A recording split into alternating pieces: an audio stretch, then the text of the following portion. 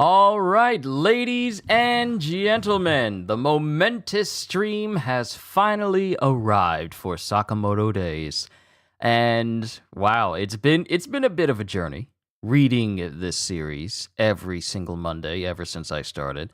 And now we are here at my final big read through session where I will finally catch up to every chapter of Sakamoto Days with these the last remaining 9, with the most recent chapter dropping yesterday. So after this session is over, I will be fully caught up to Sakamoto Days, and the reactions will move to Sunday, where the chapters usually drop. So let's go ahead and begin, shall we?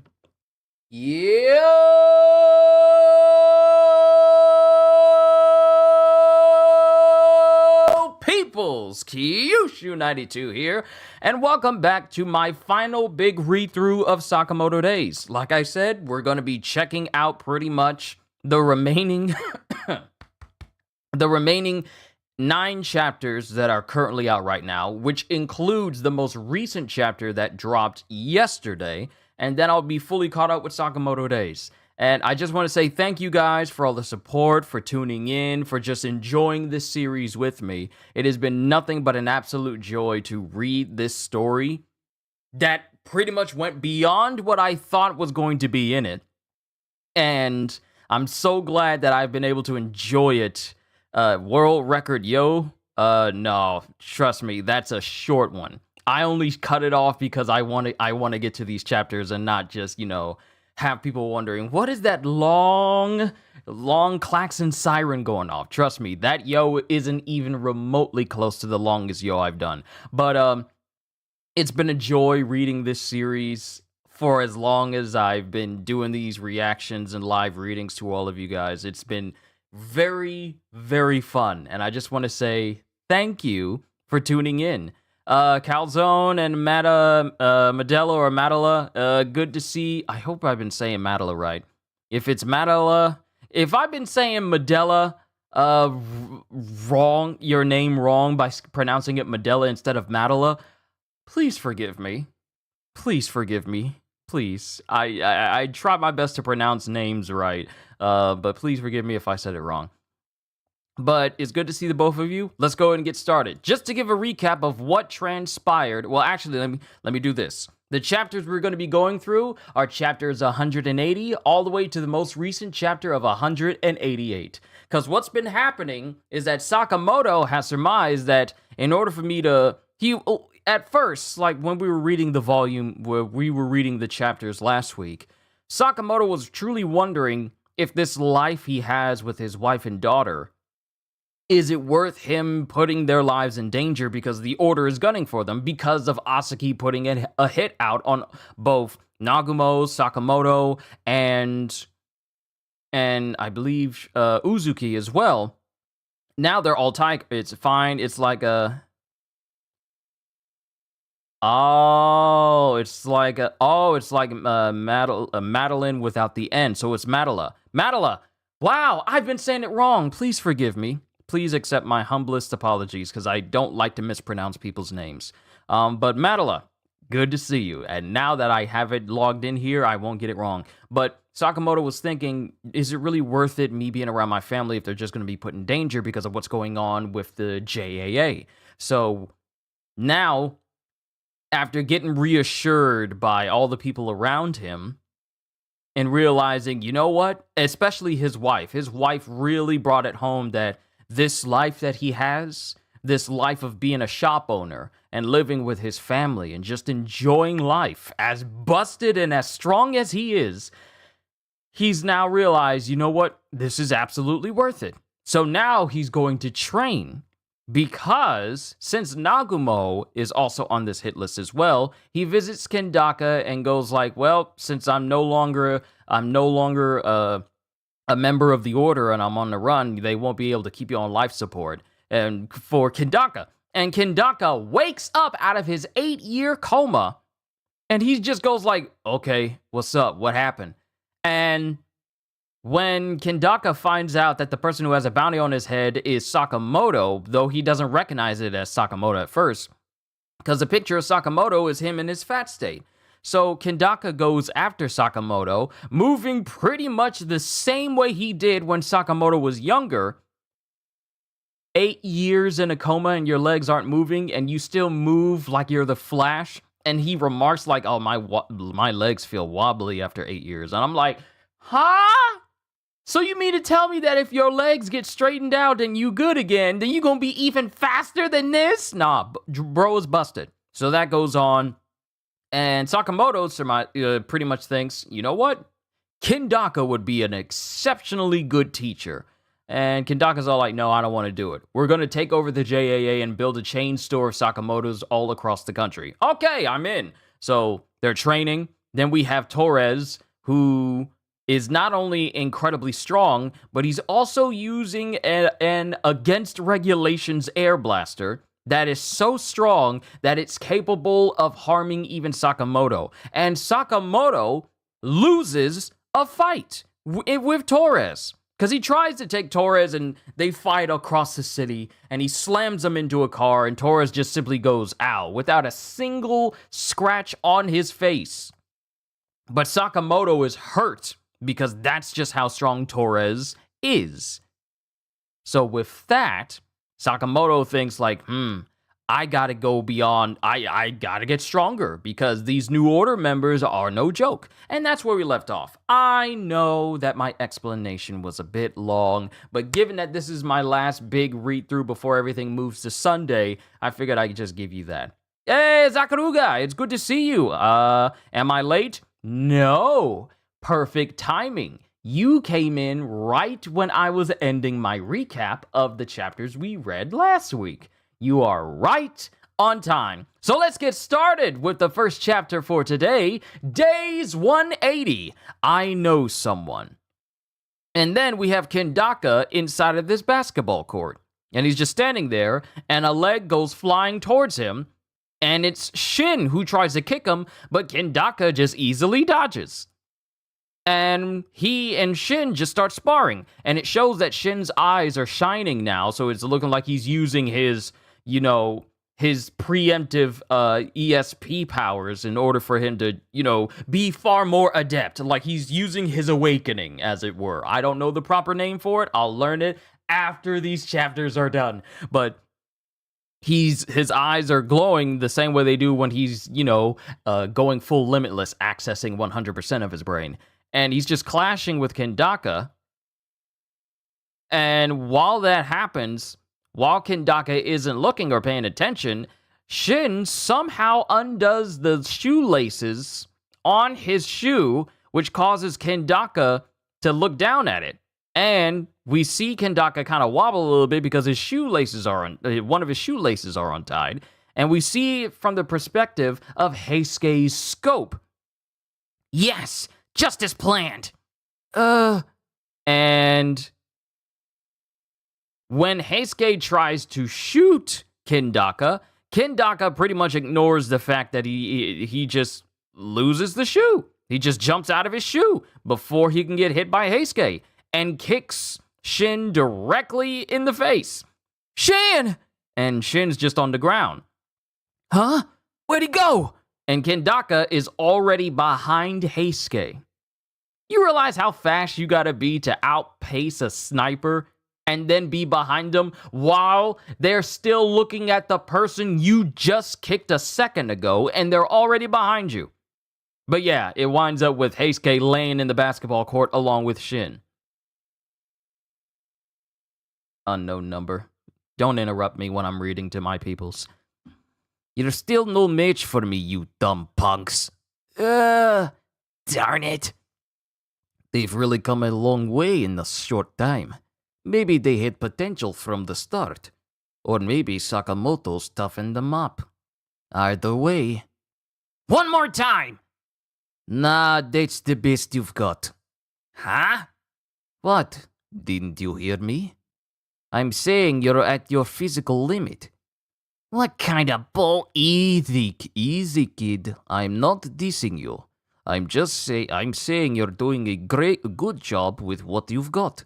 But honestly, some physical traits like mass and size are just inborn. With your frame, you can train your whole life, and you'll never be a match for me or Sakamoto or the Order.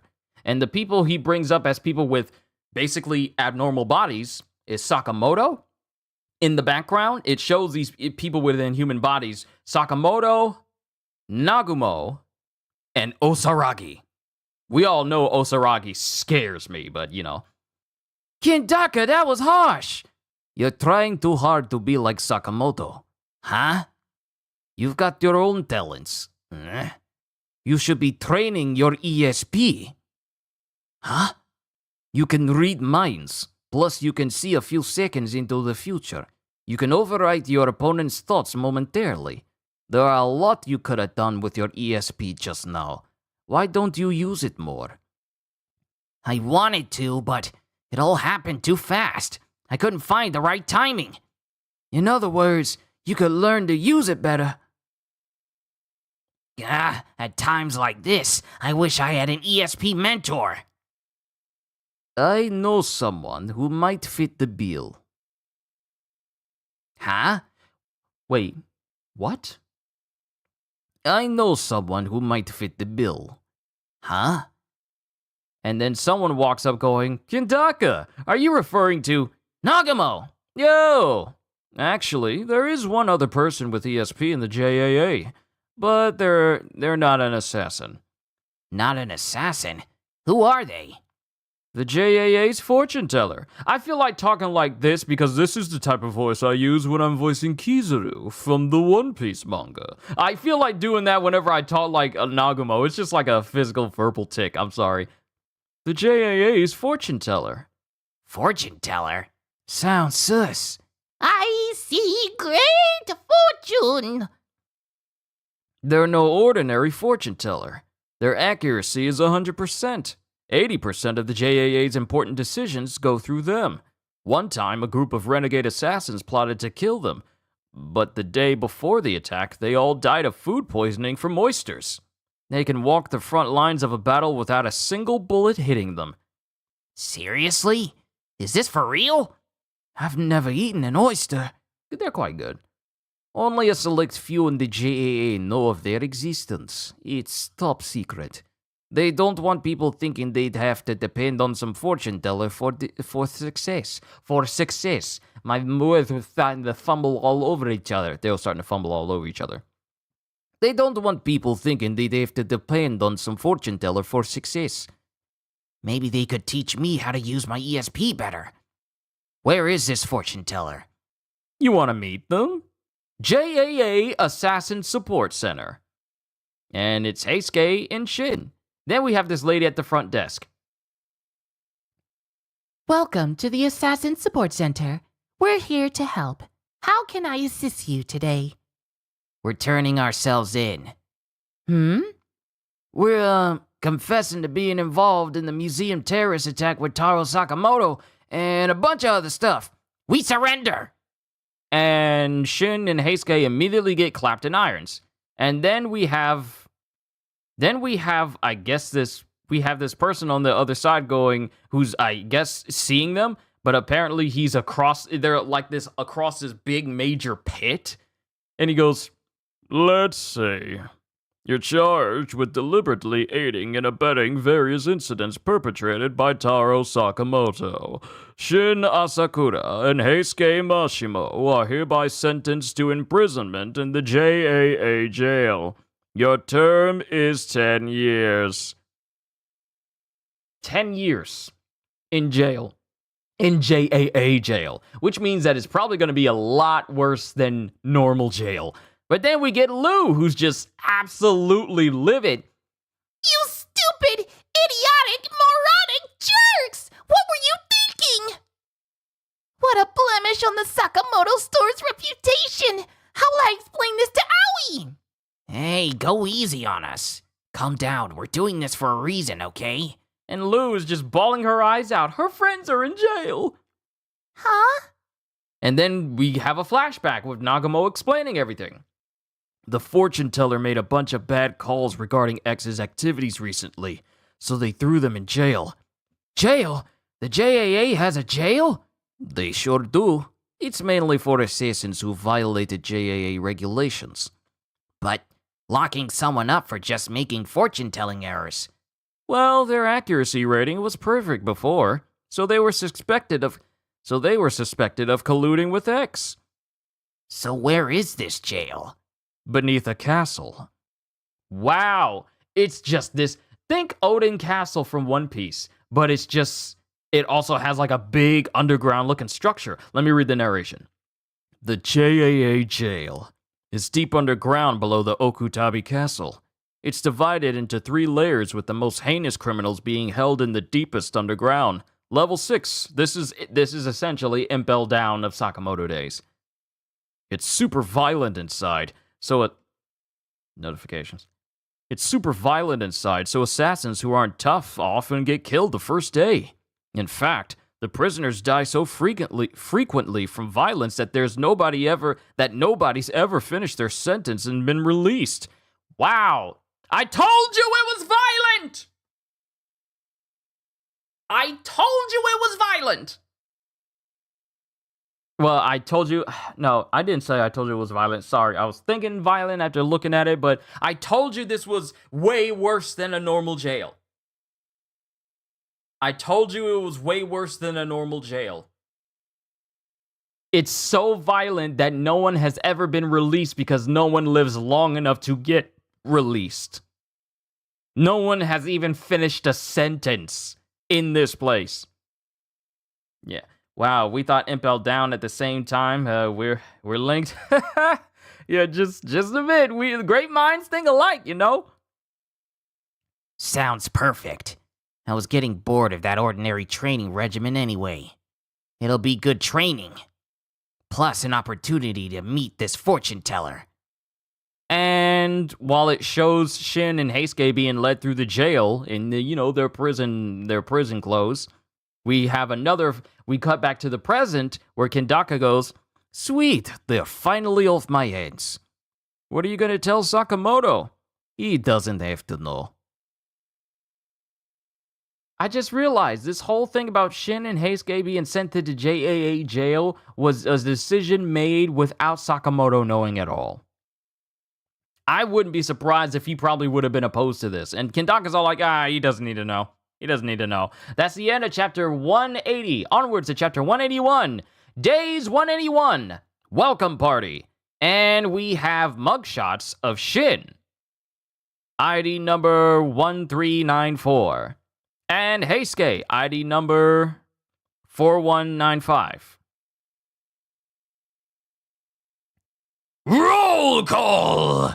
You scumbags are the scourge of society, and don't you forget it! You should be grateful for the privilege of breathing this air! You're entitled to 0 human rights! You're worth no more than specks of dust! And Shin is just having a thought going, You really want to seek out the fortune teller? Sheesh, he's loud. And this cuts back to another flashback when Shin is speaking to Kendaka and Nagumo. I do. Nobody else can give me ESP guidance. It's easy to get into the JAA jail, but there's no telling if you'll ever make it out. If we aren't tough enough to escape that prison, then we'll be nothing but dead weight in the fight against Slur, right? Well, true. Fine then, I'll give you one hint. The jail has 3 underground levels. The fortune teller is on the deepest one. Do whatever you can to get down there. And I imagine that the people that they'll face will get worse and worse and worse as they keep going down until they find Blackbeard's crew. I'm sorry, until they find someone dangerous. Now, back in the present. I love Shin. He's my favorite character. I don't know, he's so cool. I hope they get the Trunks voice actor for him in the dub. I hope so too. Because when I do Trunks' voice, especially when I'm reading Dragon Ball Super, I tend to do this sort of voice for Trunks. So, the voice is kind of similar for Shin because it's a little bit higher. A little nasally, but, I'm pretty sure the voice in the English dub is not going to sound like that at all. Yeah, this voice I'm doing for Shin is going to age so well when the English dub of Sakamoto Days drops. But back in the present. First, we have to figure out how to get down below. From what Nagumo said, the deeper you go, the more violent the inmates are, yo. Yeah, Security's also tighter the deeper you go, and only the guards can move between floors. We'll have to find a way to snag the keys from a guard. You really think we can do that? We're here. There's no other way. Hey, newbies, you're in our seats. Beat it. You don't own these seats. It's a cafeteria. And mind you, Heisuke is, getting kind of, you are too talented. You are too kind. But Heisuke is getting nervous. You don't want to talk to us like that. Shut your trap and get lost, maggot. Sure, after we finish our conversation. Shin? You're a real moron. And one of these inmates, one of them that has like a full head of hair that is kind of like dented in the middle and kind of puffy on the sides. Think Bram Stoker's Dracula hairstyle, but black and very, very short. And the other dude next to him is just straight up bald. Bald inmate kicks Shin's food across the table. This twerp's got nice soft cheeks. Ooh, let me feel too. And they just start squeezing on Shin's face. Hey, you losers, break it up! Excuse me, sir. What time is it? Huh? There's a clock right there. Look for yourself. Freeze! And Shin uses his mind lock to just make the guard look in one direction. So he takes a spoon and immediately takes a spoon and jabs into this dude's vital points. What the? And Shin and he did this to the bald guy. The dude with hair tries to raise a fist to Shin, who easily blocks it with his lunch tray, and then proceeds to, what is he doing? I'm trying to make sense of this. Oh, no, proceeds to kick this dude directly in the face.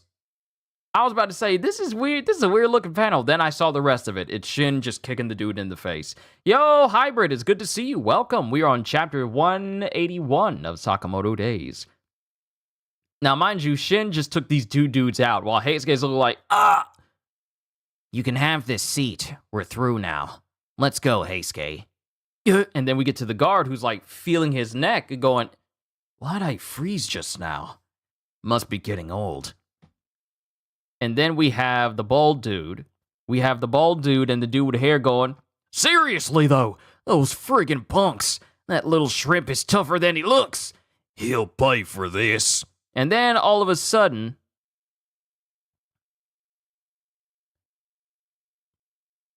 the dude with hair gets hit so hard that I think he's dead. I think he got hit in the face so hard he's just dead. That ain't hard-boiled. Yo, is this hard-boiled? We haven't seen hard-boiled. It's hard-boiled. We haven't seen him since the carnival, since the amusement park saga. That's hard-boiled. He's got the shades and the beanie. It's hard-boiled.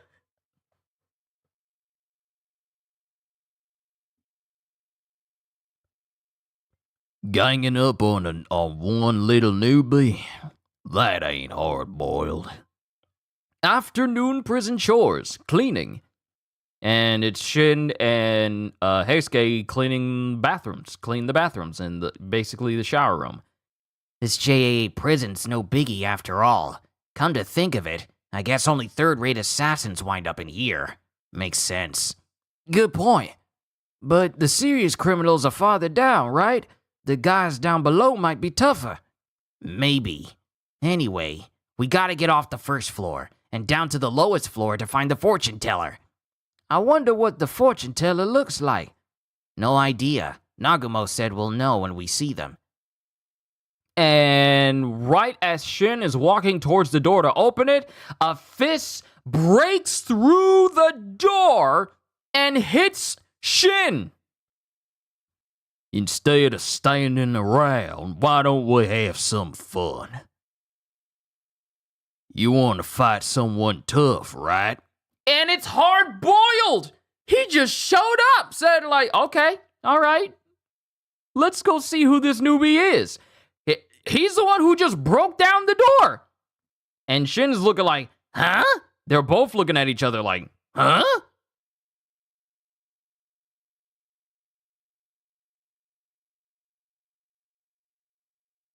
Okay, what's going on with this page?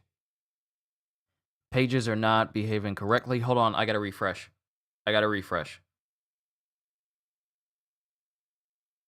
Okay, there we go. We're on track. They go look at each other and go, okay, it wasn't loading the page, so I had to refresh it.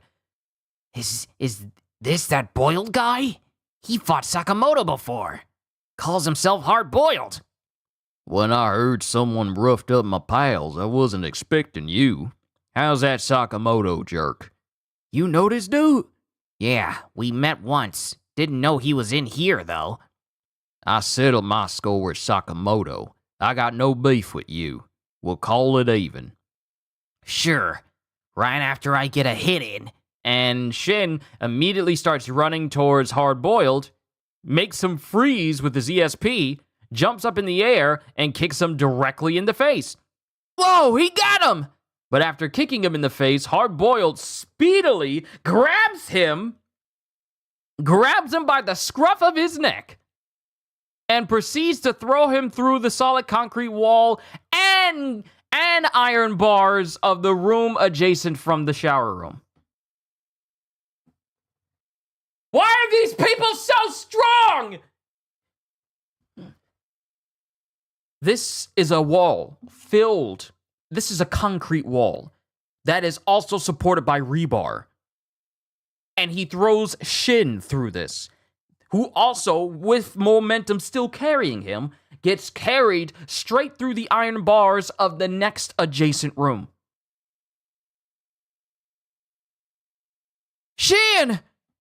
Even down here, I've been hearing a lot about your exploits.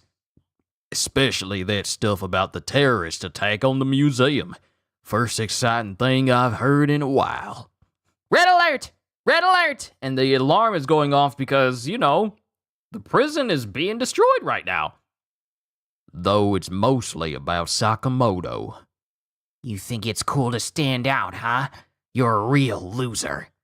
Meanwhile, on the deepest floor of the prison. No! Homemade food in this filthy dump? The only future I can foresee is indigestion! And there's a whole bunch of guards here. Freaking out again. Well, sure. Locked up in a place like this. And it's a whole bunch of food being knocked. That's good food. That's food. That's good. That's food, though. How about a video game? Where's the fun in that when I already know the outcome? You'll die if you don't eat. Don't worry. I'll be out of here soon. What? My prince in shining armor is on his way. My predictions never fail. Atari! JAA fortune teller. And it's this petite-looking girl who is also smoking. She has long hair that is tied up in multiple braids and multiple bows. She is the JAA fortune teller. Interesting. Very interesting. And that's the end of chapter 181. Onwards to 182. How did you know how to use a female voice? Okay, so here's the thing. When I am reading manga, it has it set up where there are 2 pages in front of me. And I just saw the figure out of the corner of my eye, and I just instinctively went that way. Days 182, a peaceful day. And we're back with Shin versus Hard Boiled. I got no personal beef with you. But when you go out of your way to pick a fight, I can't just back down. It ain't hard boiled. Hey, Shin, take it easy. That guy had the balls to take on Taro. Let's go. And before they start fighting, they are surrounded by guards. They are surrounded by... Yes, because where I read from is the official Viz site. And they have it set up where you can look at it 1 page at a time or 2 pages at once. And I tend to just look at it 2 pages at once. But they immediately get surrounded by guards. Don't move! Hey now, what's all this commotion? Darn it, why'd he have to show up today? Who's this? Looks like an office worker. Joe Shackles, head guard, JAA Prison B1. Hey, Boiled. B1's a nice place to live, isn't it? Who do we owe that to? You, boss. And Hard Boiled. Oh, wait, His name is Joe. His name is Joe. He's the boss here. Stay quiet if you don't want to end up dead. Joe Shackles, head guard, JA Prison B1. Hey, Boiled. B1's a nice place to live, isn't it? Who do we owe that to? And then, mind you, this dude has just a casual smile on his face. I don't trust it. But Hard Boiled is sweating, going, You, boss. You answered too slowly. And he immediately shoots Hard Boiled in the leg. Just because he answered slowly. Shocking both Heisuke and Shin. I love our home here. Boiled, all I want is a peaceful life for you guys. Now, why would you ruin that? Have you forgotten my promise? You mess with me, I send you down below. And Shin is looking, and then his eyes kind of glare at Joe. At Joe. Got that? Then shake hands and make nice. We're peaceful on B1 here. There's no fighting, right, guys? And no other inmates are saying anything. And then Joe loses that nice looking smile and goes, Answer me, you maggots! And Shin doesn't waste any time, and he jumps up in front of Joe and knees him directly in the face, causing some blood to shoot out of Joe's face. And everyone is just looking awestruck that Shin would even do that. Hard Boiled is shocked. Heisuke, unsurprisingly, all the guards and inmates. And Shin, with a devious look on his face, simply goes, That's great news. So if I kick your butt, I get to go down below? And then Joe stops the bleeding in his nose, and he just sniffs it back up. That's not good. That's not good to do that. That's not good. Just clear your nose out, but don't sniff it back up. That's nasty. But he stops the bleeding and goes, Prisoner ID 1394, Shin Asakura. Shin Asakura. Shinny boy. Shin Asakura. What a great name. Thanks. You wanna go down below? What for? Just some personal business. And right as Shin is saying this, Shin suddenly has like this leash around his neck. He suddenly, it looks like Joe puts a leash around his neck and then goes, You don't appreciate this floor? And slams his face into the ground. This dude's got a dog collar for people. Oh, I don't like him already. He's got a dog collar for people. And he slams Shin into the ground and he just breaks the floor with Shin's body. What doesn't meet your standards? Food too salty? Don't like the toilet paper? The monthly dog therapy? I do everything I can to make it better here. We all gotta do our part to make it a nice home. And Shin goes to try and kick Joe. And Joe dodges and puts another, it's not a collar, it is literally handcuffs. It's big old handcuffs. Handcuffs that can fit around the neck and around the feet. And while Shin's trying to kick Joe, Joe puts another handcuff around his leg and proceeds, he takes that same handcuff, takes it off of Shin, and puts it around his ankle instead, and then proceeds to yank Shin into the air and kick him in the midsection. This guy is no mere prison guard. He's tough. You clearly got the wrong idea. As he just casually starts spinning Shin around like he is basically a toy, just rapidly, and then proceeds to slam him through a wall with even greater force than what Hard Boiled did to him. Shin! Ow. I said that if you mess with me, you get sent down below, but If that's all you got, it hardly qualifies as messing with me. Nothing out of the ordinary in the slumber today. Just a peaceful day at home. And that's, wow. And that is the end of chapter 182. Enter Joe Shackles. I get the last name now, because that's how he fights. With shackles. That's the end of chapter 182. Onwards to 183. The chapters are shorter due to a typhoon happening then. I can understand because we kind of got through chapter 182 kind of quickly. But days 183, one dedicated to Joe Shackles. Joe Shackles. That chief guard, he's gonna pay. Was he that tough? Forget it, kid. And this is Shin and everyone else in the shower room right now. Thank God for speech bubbles blocking things that I don't want to see. He's out of your... Forget it, kid. He's out of your league. And Shin turns the water off and goes, What do you mean? Shackles used to be in the JAA Special Detachment Unit. He was once at the top of this assassin is amazing ranking. At the time, he was said to be the guy closest to the order. JAA Special Counterterrorism Unit, one level below the order. The order? Why is he a prison guard now? Beats me, but there's one thing I can say.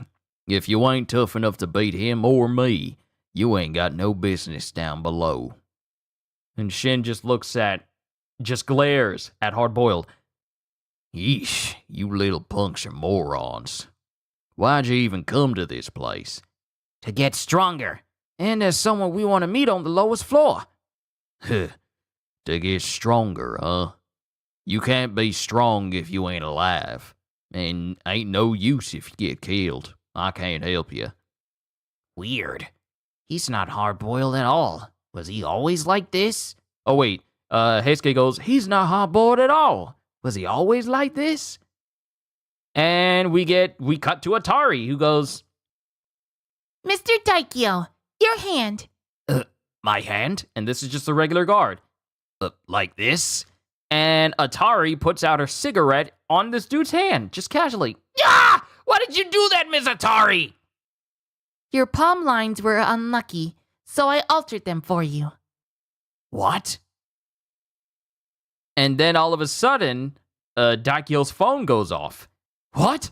Granny's hernia got better, and I won first prize in the lottery! Woo-hoo! And we have another attendant that's there. We have a woman who's here with Atari going, You look glum, Miss Atari. I saw a bad future. A bad future? Today, at least 3 lives will be lost in this prison. And then we cut back to... This really is Impel Down! They got a frozen zone! This is Impel Down. Bruh, if... wait a minute. Yeah, this is just like Impel Down. What was that on my face?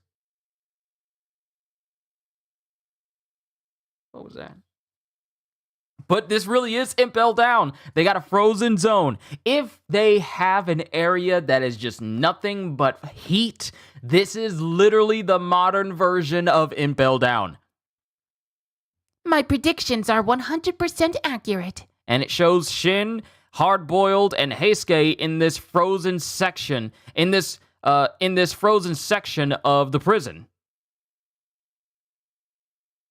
You need Atari to put cigarettes on your hands? You need that type of luck?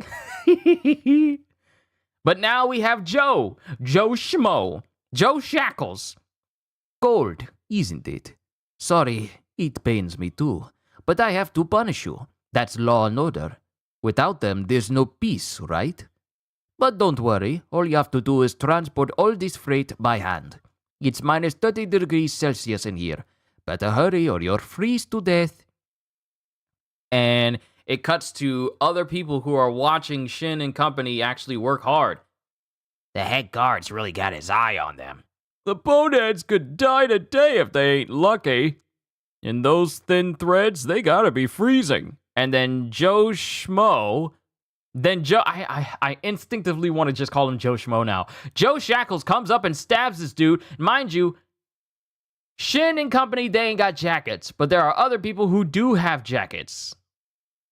But he gets one dude that says those boneheads could die if they could die today if they ain't lucky. He gets stabbed in the shoulder by Joe. Huh? Why aren't you cheering for your friends? You can do it, guys. Don't drop dead. That's right. That's the team spirit. That guard's a maniac. And then something falls past Shin, and it's Heisuke, as his whole body just locks up. Heisuke, are you okay? Yeah, I'm fine. What are you doing? Get back to work. He's hypothermic. You gotta let Heisuke out. No can do. Please, he's a sniper. If he loses his fingers to frostbite. Say there were two bad guys. Person A was weak, so he got a light punishment. Person B was strong, so he got tortured. That's what you're proposing. Punishments have to be fair or they're meaningless. Get it?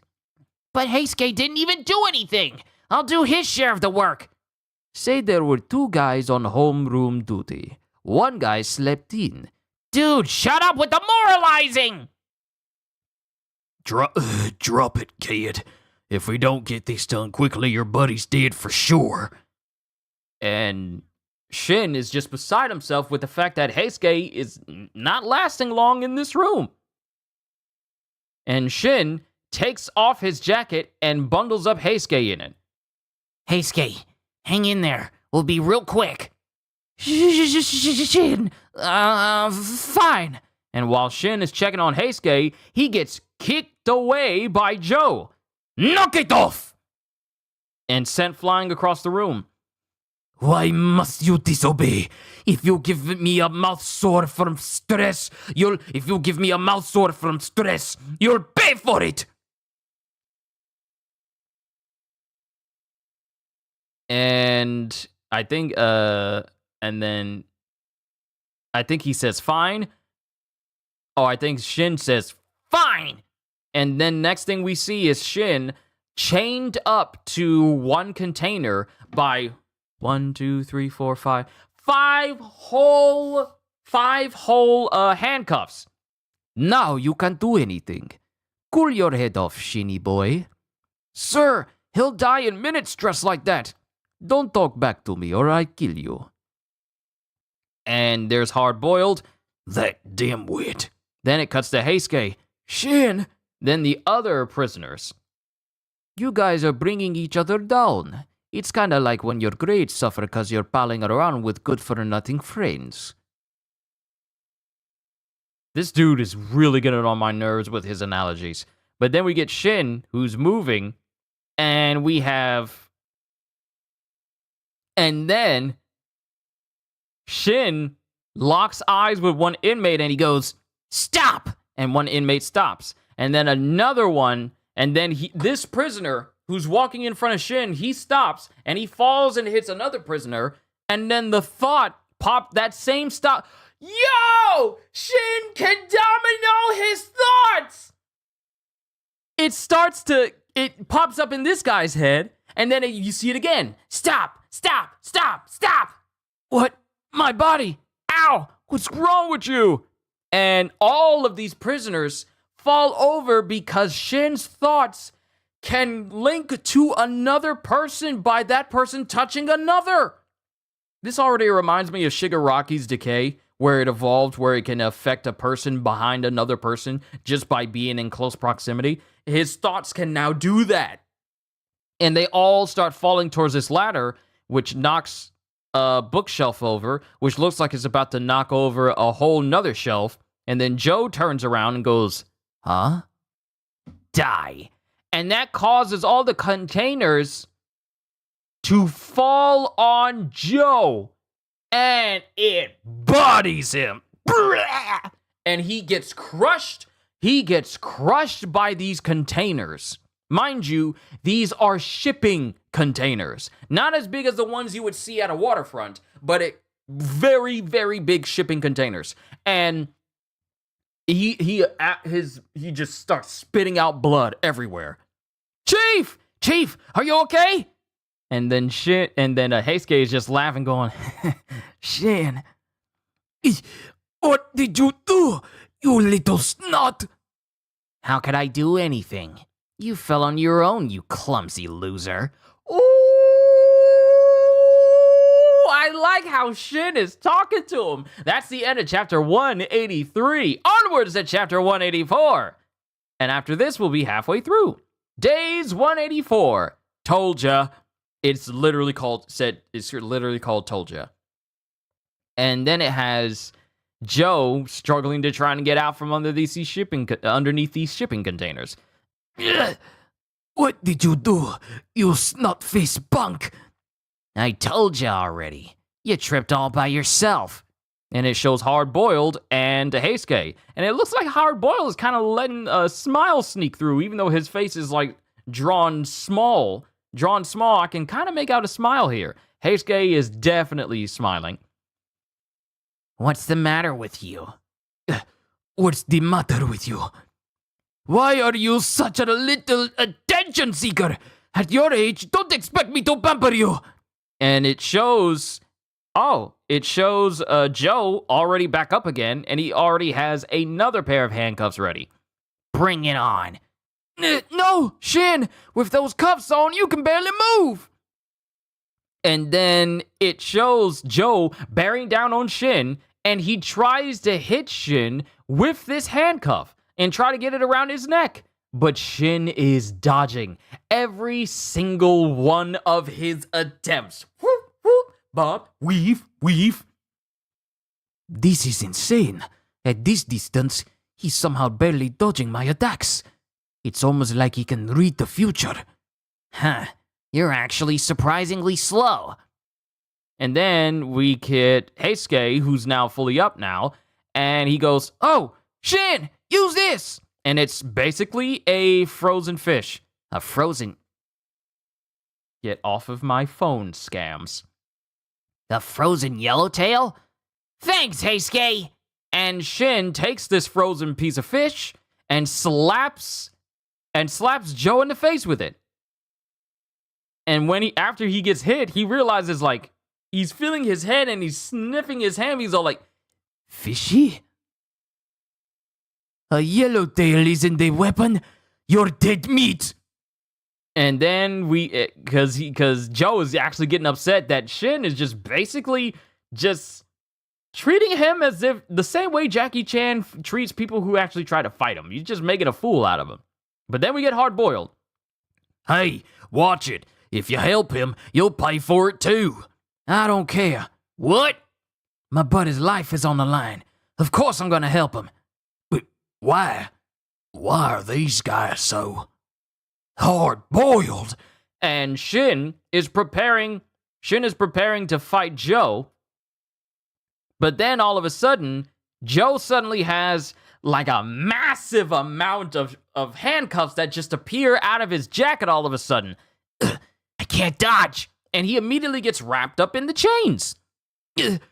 Shin! And Joe takes Shin, who's still chained up by all these handcuffs, and whips him around this entire storage room, causing him to crash through multiple giant shelves. If you ever been to Lowe's or Home Depot, just think of those really big shelves where they stock stuff. Shin is being knocked through a whole bunch of them. Hello? Control room? It's me.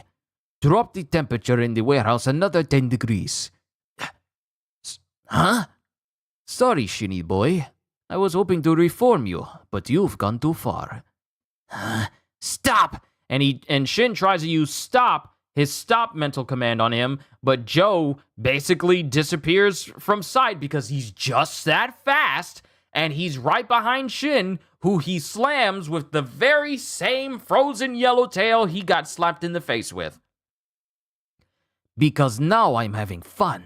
I don't hate torturing and killing insolent brats like you. Get it? Heh.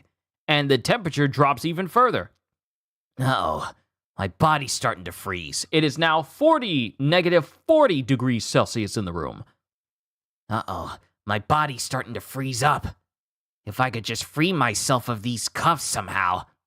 Shin, hang in there. I'll save you. No, how shall I kill you? And Joe starts running towards him. And then Shin goes, oh, crap. And when Joe goes to cut Shin, because mind you, when I saw Joe bring out the handcuffs, I thought he was going to use it to link up Shin's neck, but no, he was going to straight up use the cuff as a cutting weapon, because he goes towards Shin with the handcuff, with the prong part out, like the hook part out, in order to slash Shin, but Hard-Boiled steps in the way and takes the hit. Boiled! I'm at the end of my rope, Boiled. You too? Why? You know what'll happen if you cross me. I don't care.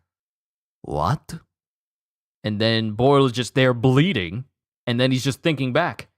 After I lost to Sakamoto, things went south and I took on illegal work. The next thing I knew, I was in the slammer. But... And back in the present day, seeing you dudes stand up for yourselves reminded me what it really means to be hard-boiled. And then Boiled grips the chains, and even he grips Shin's chains, and even while it's freezing and bleeding from this massive gash wound, him and Zoro have matching chest wounds now. With this massive gash across his chest, with pure strength, he rips off the handcuff chains that are binding Shin. Whoa! Darn! Whoa! Darn, Boiled! And everyone is going like, hard-boiled. Hey, don't give up now! And then we have Joe again. You rotten little apple.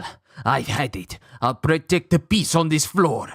And Joe starts whipping around another handcuff, and he tries to hit Shin with it, but he dodges out of the way. And Shin starts running. I'm at a disadvantage. I'm unarmed, and in this extreme cold, if I don't act fast, I'll be worn down. Come to think of it, a minute ago... Control room. Drop the temperature in the warehouse another 10 degrees. The control room is next to the warehouse. It's all or nothing. And then Shin just closes his eyes and puts his hands to his head, and Joe's going, What's this? Giving up? And then something zooms in from Shin and he telepathically sends a thought into the control room, despite not being in that room despite not seeing. Wow. So you mean, wait a minute. So this means either one or two things in the control room. Because the way this looks, it looks like there's a hidden wall. It looks like there's like a see-through mirror inside of this room. It looks like there's a see-through mirror inside of this room, or they're just representing that the control room is right where Shin is. But he goes, there! And he gets a thought into the person inside of this control room going, break it. And the person who's under Shin's mind control stands up with one guard going, hey, what? And this dude stands up and he starts smashing the controls. Huh? What are you? And then the lights go out. And it's dark all around Joe. It's dark all around Joe. And then everyone is surprised, and some prisoners are going, a blackout? What's going on? Who pulled the breaker? And then Joe starts hearing a sound. Bloop. Bloop. Bloop. And Joe's looking in the direction of, and it shows the thermostat. And it's just bloop. Bloop. I can't see a thing, but neither can he. If I can get by until the power comes back on. Forget it. Your anxiety plays right into my hand. I can read your position perfectly. And Shin, using his ESP powers, lands an absolutely titanic punch on the face of Joe Schmo. Then the lights get turned back on. Oh. And the prisoners are like, oh, Shin! The power's back. And it cuts to Joe, who is on the ground. It cuts to Joe, who's on the ground with Shin now wearing his coat, all bound up.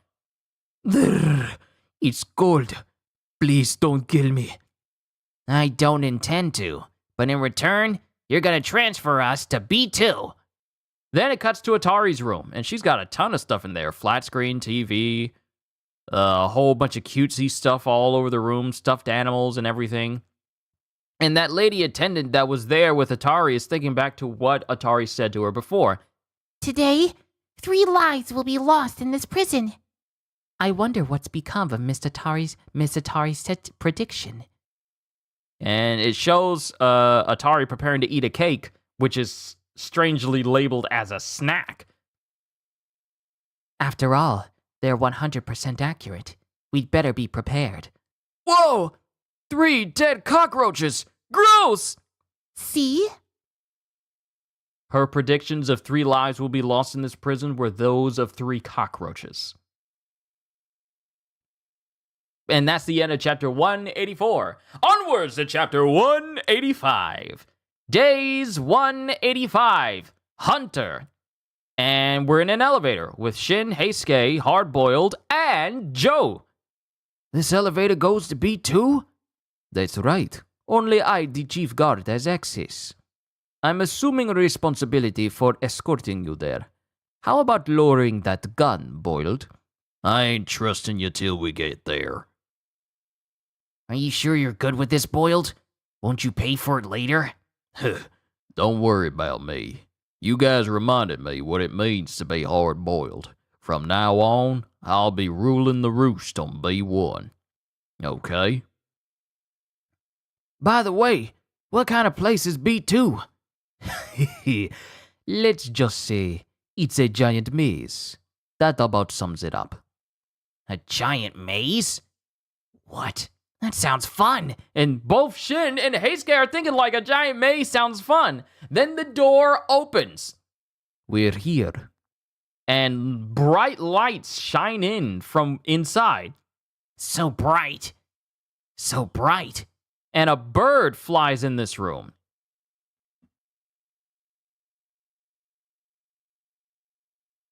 And it looks like they are outside.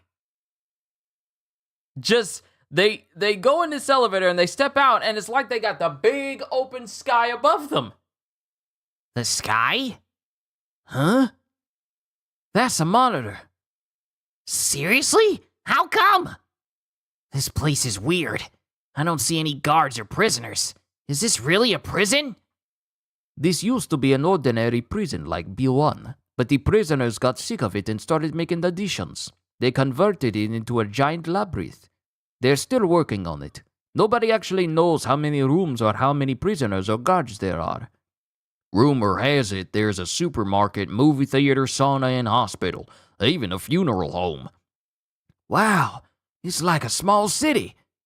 The prisoners down here are real tough. Don't let your guard down. I want to see you guys come back alive. There's literally an entire town in this prison. And it's so vast that no one knows how many prisoners or guards are in this place. So I guess maintain it. And it's still being worked on. It's still being built. That's how big this place is. It's like a small town. Thanks for everything, Boiled. And then Boiled leaves. Boiled leaves with Joe. And it looks like it's just Heisuke and Shin now. Looks like we can go through this door. Now we're in a desert. There are really some kinds of rooms there. There are really all kinds of rooms down here. We have to find the way down to B3 from here. And it shows that someone is watching them, but we don't know who. And I think Shin notices. Huh? And it's some dude who is just laying up against the wall with newspaper covering his face and his nether regions as well, because apparently he's naked and he's sleeping.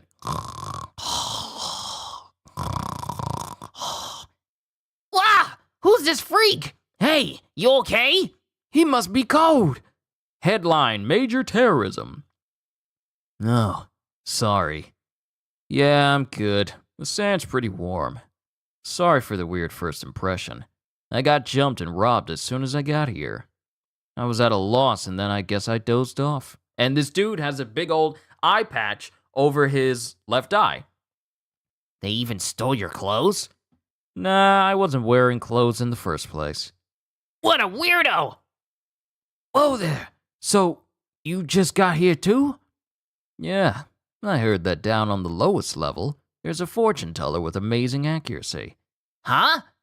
What a coincidence! We're here to find that fortune teller too! What? Seriously? Why are you seeking out the fortune teller? Well, I got in a fight with a friend, and I want to know how we can make up. He's not lying, and I'm detecting no hostility. Anyway, he doesn't seem to be a threat. A friend? Who? And as he says this, the ground underneath them starts to give way. Huh? We're sinking! Heisuke! What's with the ground? Quicksand? Welcome to the Antlion Hail Room. We're the Super Antlion Hell Brothers. This room is our hunting grounds, ants. Once that quicksand gets you, you're trapped with us. You're trapped, ants. Hey, those are the guys who stole my package. Who? Your package? You mean this garbage, ant? The wrapping's too tough to undo, and it's heavy. I was just about to toss it. I'm sinking fast! This is getting serious. What now? Shoot, if only I had my package. Huh? If you get your package, you can save us? Yeah, I can, but I can't reach it from here. You little ants sure yap a lot. Drop it! And Shin uses his ESP to make this big dude, it looks like they're coming from the world of not even Mad Max, but that of Fist of the North Star. He drops the package. Huh? Why did my body just...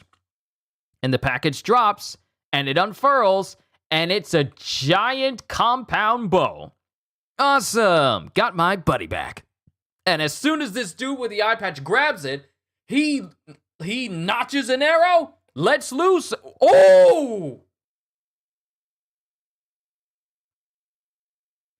He lets loose the arrow, and it takes this dude's whole torso. The hole left behind in this dude's body is literally his whole torso. A bow? He thinks he can fight us with that outdated weapon? Poop! Huh? And Shin is sweating, and the dude with the eye patches is just smiling. Who are you? That was my brother! You'll pay for this, ant! And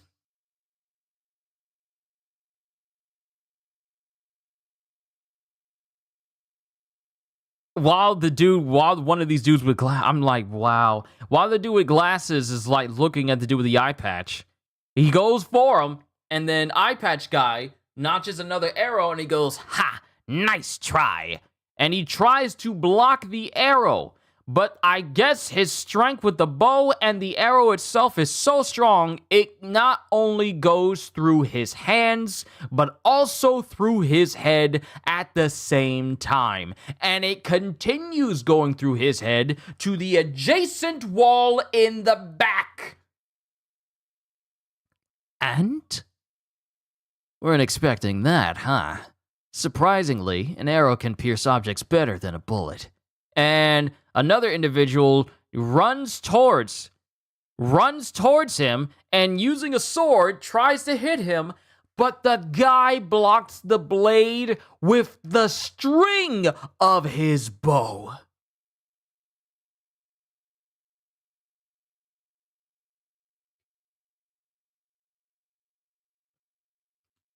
This is a sharp blade, but this guy's bowstring is so thick, it blocks the blade. What? Not only did I not cut the bowstring, With that level of power, you won't even bend it. And Eye Patch Guy is on top of this guy's shoulders. Shall we wrap this up? when did he?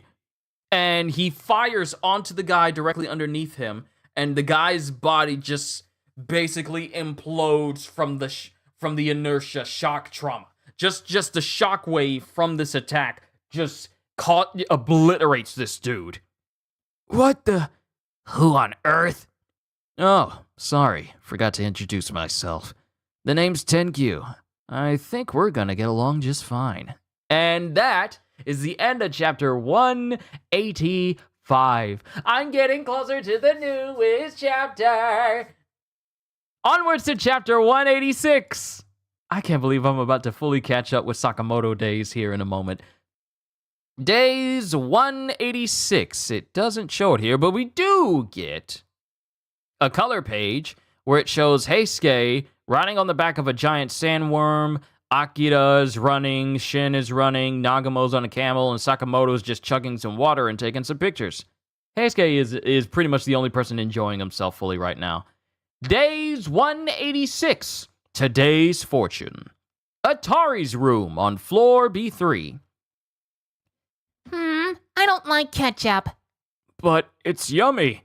No, I only eat white things. Why are you eating now? Why are you eating now? Because I might not get to eat for a while. Huh? Miss Hoshi, Mr. Daikyo, we're going to escape today. What? What do you mean? Shh! While the other guards are sleeping. Atari, why are you suddenly... The three of us will have extremely bad luck today. If we stay here, we'll die for sure. Oh.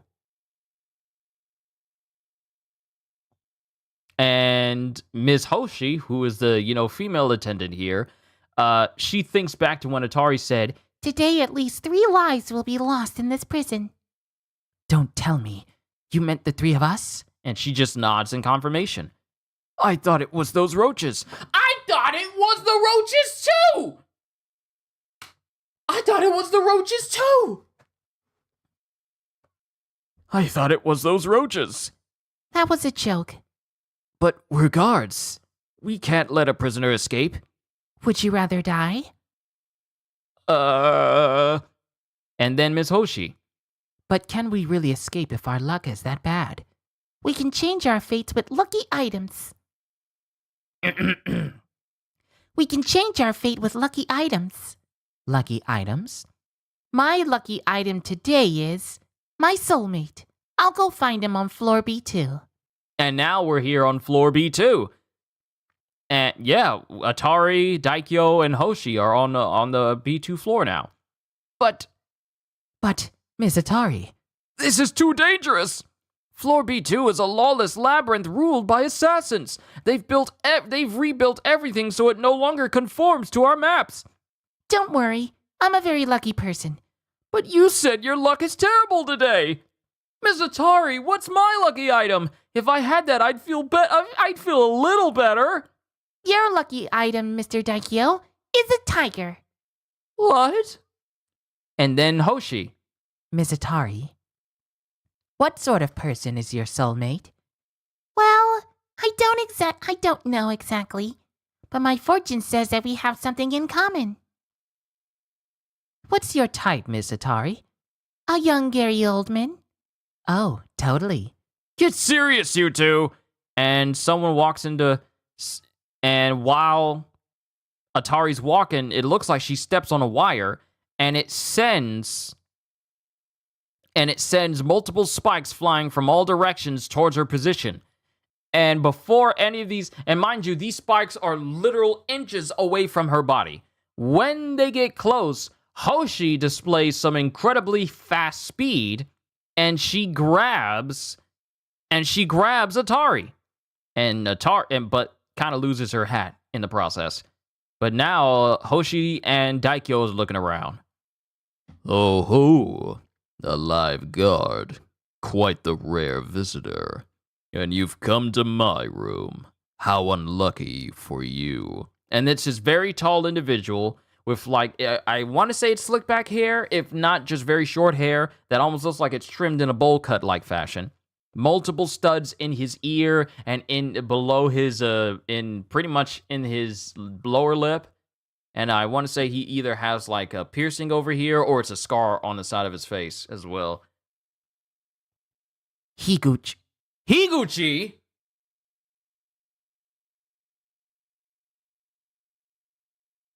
Higuchi? Ain't no way this the same, bruh. Oh my goodness, I just remembered. This is the same Higuchi from Sakamoto's past. Oh no! It didn't dawn on me until just now that Higuchi that we saw in the past that was fighting Sakamoto and company was just past Higuchi.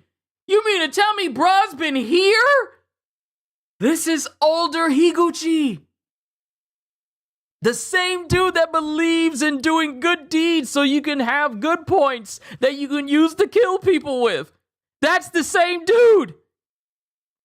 I instinctively thought to give him a deep voice. I didn't think I was going to reuse. I didn't think I was going to default back to my Higuchi voice that I gave to him. Okay, it's Higuchi. Okay. A live god, quite the rare visitor. And you've come to my room. How unlucky for you. Higuchi. He was a death row inmate, but he vanished 3 years ago, right before his execution. So he's been living on floor B2. It's been a while since I've done the good deed of taking out the trash. So bruh grew his hair out. He was bald when we first saw him, and he was wearing shades. Well, glasses. He was wearing some, like, tinted glasses. Bro, let his hair grow out. That dude will be doing some wonders after a couple of years. But he starts dashing towards Hoshi. Here he comes. And as soon as Hoshi steps backwards, she steps on a pressure plate that causes more spikes to pop up out of the ground. And the floor is rigged. You don't know which tiles have triggers, do you?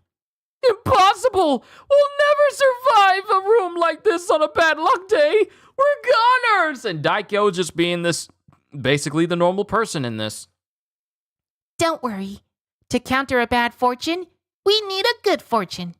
And she grabs a whole lot of, I want to say they're matches, but they're very big matches. They look like very big matches. And she just drops them all in front of her.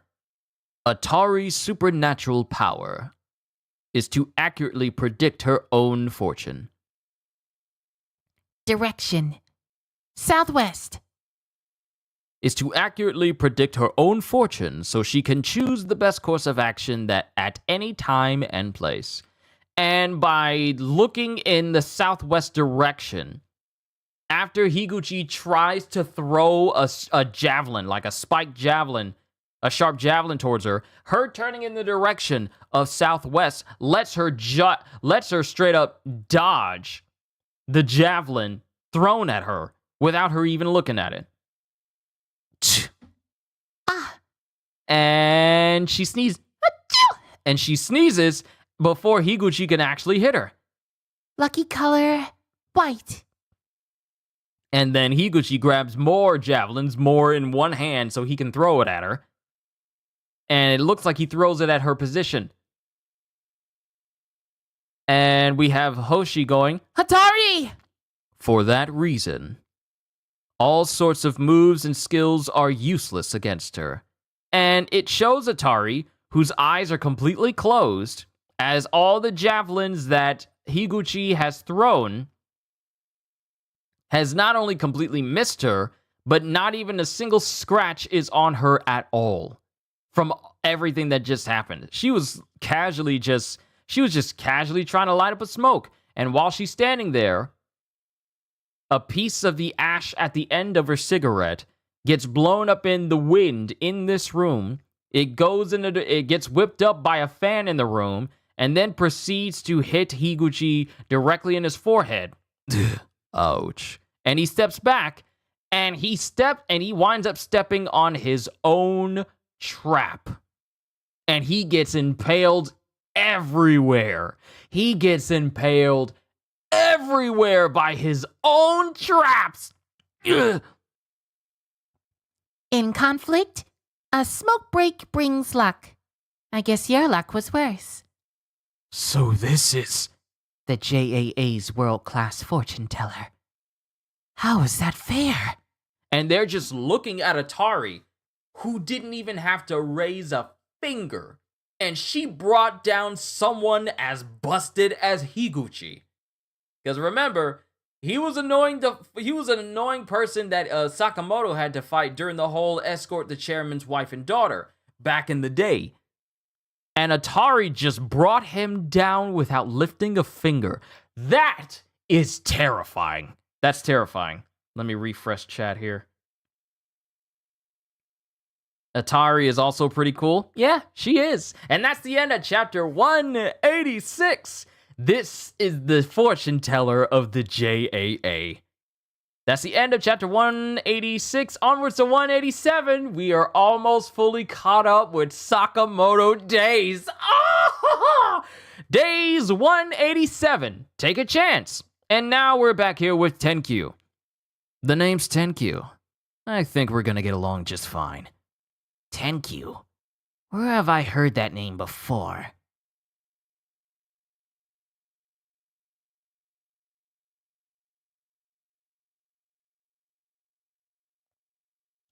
It just dawned on me who Tenkyu is.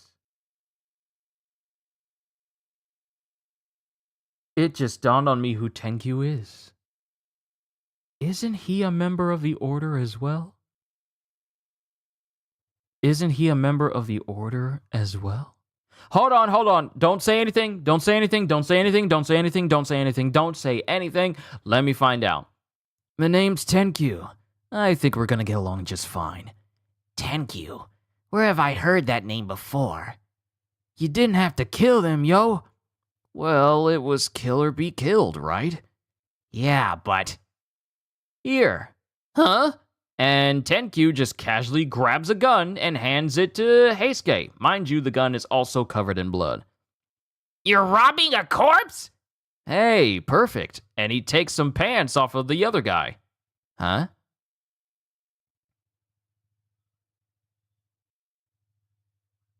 And he's looking confused at Heisuke and Shin. Huh? But you guys were unarmed, right?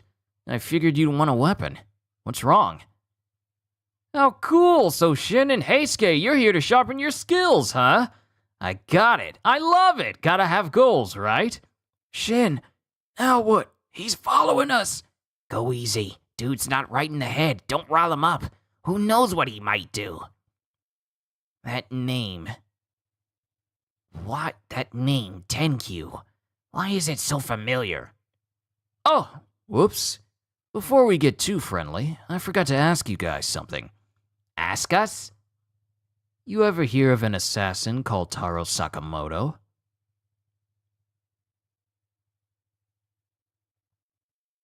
No!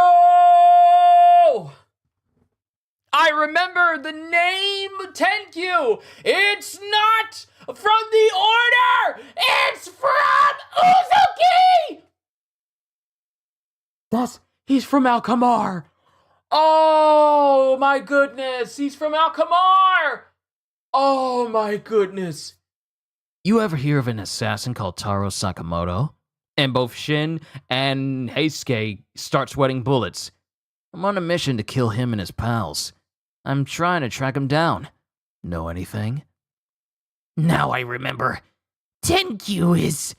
And then it cuts to a different location, with Kumanomi walking in going, I found out where Tenkyu is, Kay.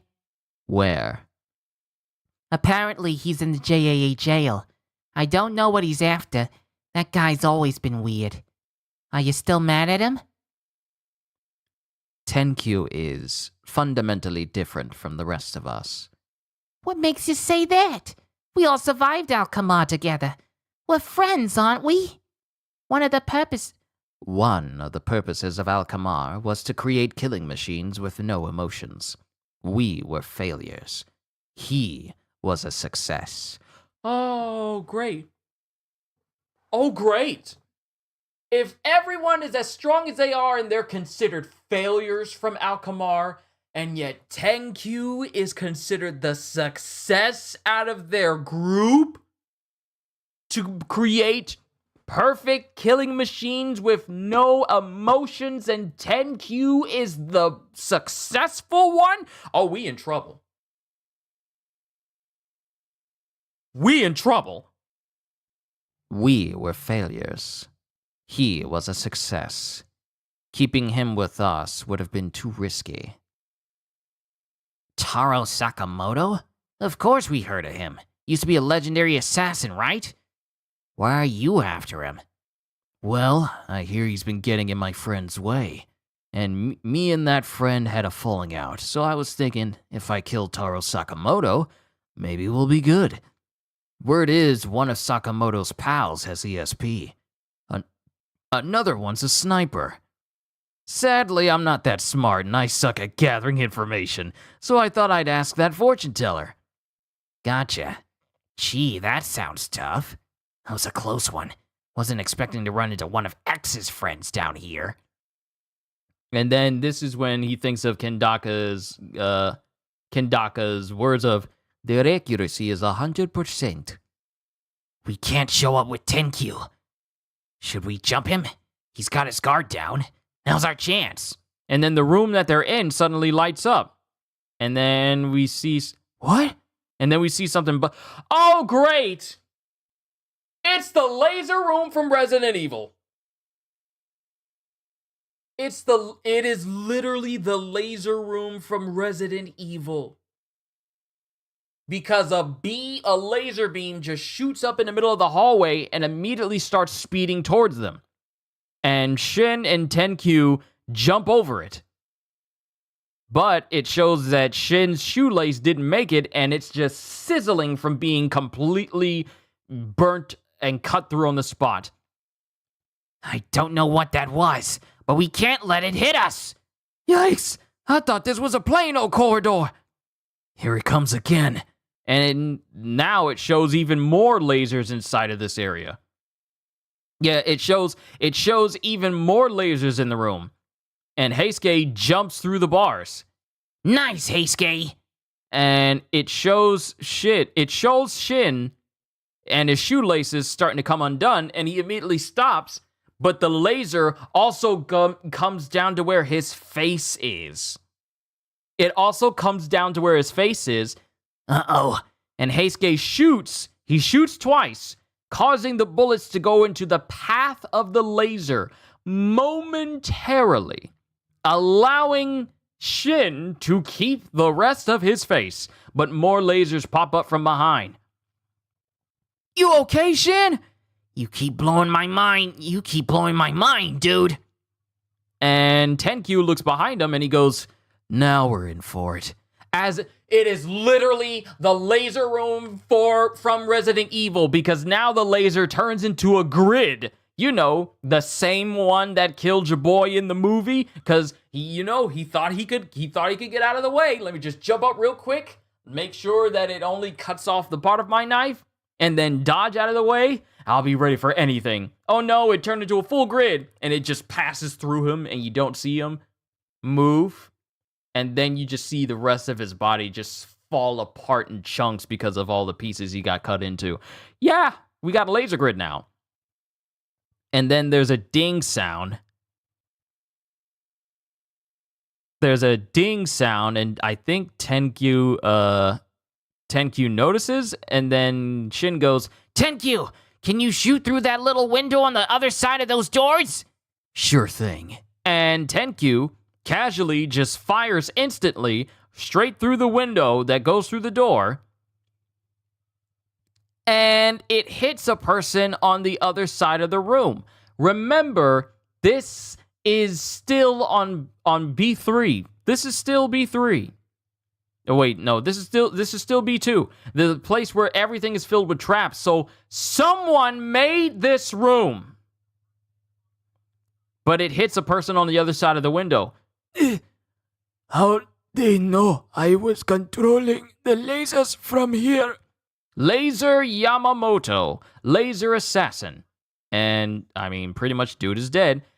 And the laser shut off right before they reach Shin. Phew! I thought we were dead. Thanks, thank you. No worries. Hey, Shin. How'd you know where the enemy was? Oh, no! Not the type of questions I want to answer! I saw a shadow through the window. Nuh-uh. I would have seen it. Oh! Oh, no! Oh, no! Oh, no! You want to know what's worse than a person asking questions? A person who can easily answer your the worst possible person to run into when they're questioning, and you're trying to hide a secret. I want to say this as smoothly as I can. If you're a person trying to hide a secret, and then you do something that could expose your secret, and then a person asks you, how'd you know where that person was? And you go like, oh, and you lie, and that person knows you're lying because they have abilities that can make it so that they can do what you said you could have been able to do. Tenkyu's all like, how'd you know where the enemy was? I saw a shadow through the window. Nuh-uh. I would have seen it. And in that battle back there, you did something weird. You're hiding something. There is nothing more dangerous than a perceptive person you are trying to keep a secret from. I'm on a mission to kill Taro Sakamoto and his pals. One of them has ESP. This is bad, Shin. Uh-oh. What do I say now? Oh? Yeah, well,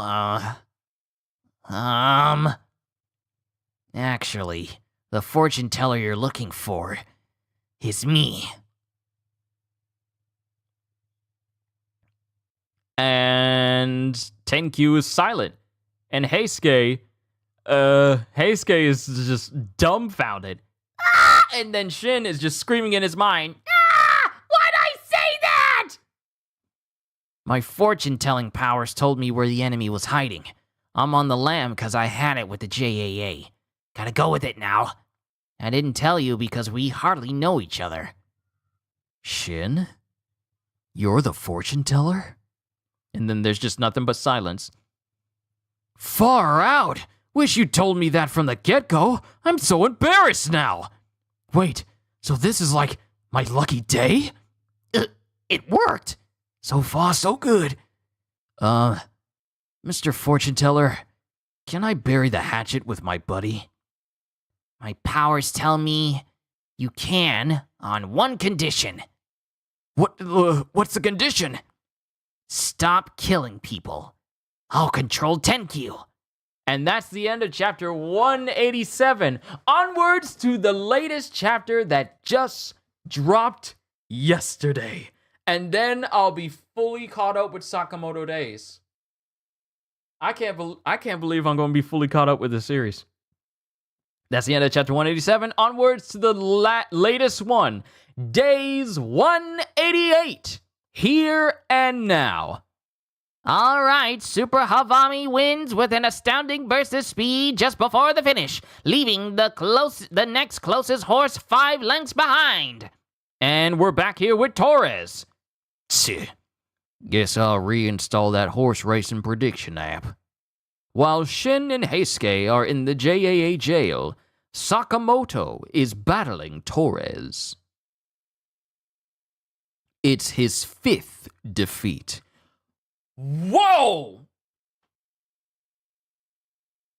Sakamoto has been fighting Torres and has lost 5 times.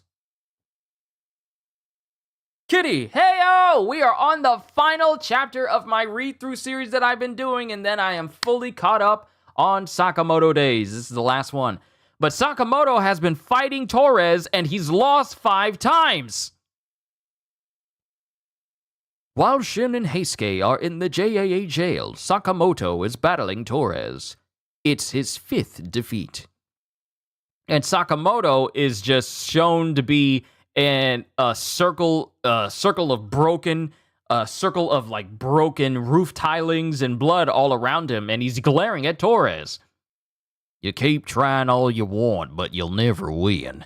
I've made my living as an assassin for more than 50 years. Yeah, this is ruining my plan. I need Sakamoto to kill more people so his bounty goes up. When it's nice and high, I'll kill him, collect the bounty, and pay off my debts. That's the plan. But all he wants to do is fight me, even though he'll never win. What's the point? I need him to kill more people so his bounty can go up so I can pay off my student loans. But Sakamoto ain't killing nobody, which means that his bounty is forever going to be low. We're doing this again today. He even follows me into the pachinko parlors. Hey, Torres, how can I beat you?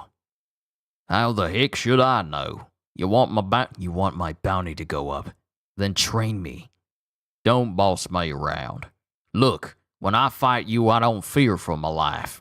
And this whole deal where you fight barehanded using random objects as weapons, it's getting tiring. Normally, assassins master a specific weapon that gives them an edge. And then Sakamoto just straight up leaves the conversation. He's feeling like he's having a Saitama moment right now, where he's just all like, you're taking too long. Hey, where'd you think you're going? This is taking too long. Look over there. Ain't that guy got an ugly mug? Kill that fatso. We gotta raise your bounty, bit by bit. Shut up. Come on, man, try harder. I need you to help pay off my debts. Oh! And it's Aoi. It's his wife. Hey, sweetie. New friend? Aoi. No, this is perfect timing. You can join us for dinner. Oh, perfect timing. You can join us for dinner. Huh? Both Sakamoto and Torres are all like, what? Sakamoto don't want a killer at his house. At least one who's trying to make him kill people so his bounty can go up so that guy can kill him to pay off his stuff. But we can't be mad at Aoi. She doesn't know. Hannah, wash your hands. You got any food you don't like, Mr. Torres? And Torres is just there at their house with a big old gigantic spread. A big old gigantic spread. Huh? What am I doing here? Normally, I'd be at the disgusting JAA cafeteria eating dinner while watching the M-League. Hey, Sakamoto, how come you're hosting your enemy? Well, you don't kill when there's no money in it. 'Cause the money's good. Why else would someone bother with this tiresome crap? And this is way back when Torres was talking to him last week when I was reading through it. Still, it ain't normal to have me over for dinner. And then Hana walks up to Torres. Make me an airplane, mister. You can't make an airplane from paper, kid. You need aluminum alloys, stainless steel, titanium, plastics, and you can't get lift without wings. Yeesh, this dude's not normal. Hannah, don't bother Mr. Torres. Please excuse her. Dinner's almost ready. And Aoi is showing a side of her I have never seen before. She is cooking up a storm, not even looking at the stuff that she's doing. I imagine this is how Kitty cooks. She is just cooking up a storm, not even looking at the stuff that she's cooking and chopping and stirring and basically just pan frying. Please excuse her. Dinner's almost ready. What's with this broad? How's she doing all that at once? And it shows her creating dumplings, chopping stuff, pan frying, stirring stuff. Knife, skillet, straight throwing blades, mysterious devices, essentially simultaneously, each with perfectly refined movements. That sort of thing takes years of training. I should know. Most assassins pick one weapon and stick to it. They spend years perfecting its use. But this woman uses everything around her with perfect skill. She even seems relaxed enough to enjoy it. Torres does not understand what normal life is for people, so this is unknown to him. What, mister? I don't got time for this, kid. And Hannah makes an airplane with a piece of paper.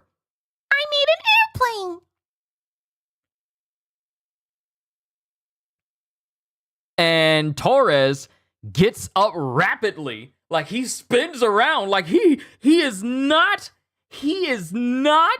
able to comprehend what's going on. And he does so rapidly, like the mere sight of a paper airplane in front of him is mesmerizing to him. And he gets up and he actually slams into Sakamoto. Ow. That shape. It's an airplane, all right. Did that child just configure it on the spot? And Torres is just looking at the airplane like... Just looking at the airplane like... What is this strange contraption? I see. She folds a single sheet of paper to form wings to achieve lift, similar in shape to an F-117A Nighthawk. You want it? She has no blisters on her hands. She doesn't undergo stringent daily training. She's a genius! Wow! What 50 years as an assassin does to people. Seriously, this dude cannot comprehend anything that is not related to being an assassin, to the point where even the simple act of a child making a paper airplane is like genius level accomplishments. Let alone Aoi simultaneously cooking a whole bunch of things all at once. Civilian life is a mystery to him. She's a genius. Dinner is about ready, you two. Put away your toys. Okay. Will you do the finishing touches, dear? Sure. What? Sakamoto too? Where the heck did he learn all this? And it shows Sakamoto, and he's cooking up a storm as well. Pan frying, putting some stuff in the food as well, while Aoi's doing everything. I can't let my guard down. This man is threatened by the civilian life of Sakamoto. He cannot let it, if he was fighting Sakamoto right now, he'd be chill because Sakamoto poses no threat. But this thing called civilian life is so new to him that everything that Sakamoto, Aoi, and Hana are doing is foreign to him. 50 years as an assassin and civilian life is just new. And he doesn't know how to deal with it. But time passes, and Sakamoto and Torres are outside. Now, get lost. Why'd you hide it? Huh? Don't play dumb. That technique you just showed off. How come you don't use it when you fight me? You playing it cool or something? What's he talking about? Get lost. And we cut from Sakamoto to Tenkyu, Shin, and Heisuke back at prison. Dang, what a shocker. Shin the fortune teller. Yeah, it was a spur-of-the-moment lie, but now I gotta use it to control this guy. So, how do you tell fortunes? Huh? Well, obviously, I get revelations. And both Heisuke and Tenkyu are looking confused like, revelations? And then there's a black cat nearby, and it hisses at him. A revelation! For real? We gotta do a handstand within 5 seconds or misfortune will strike. Hurry, before it's too late! And Shin and Heisuke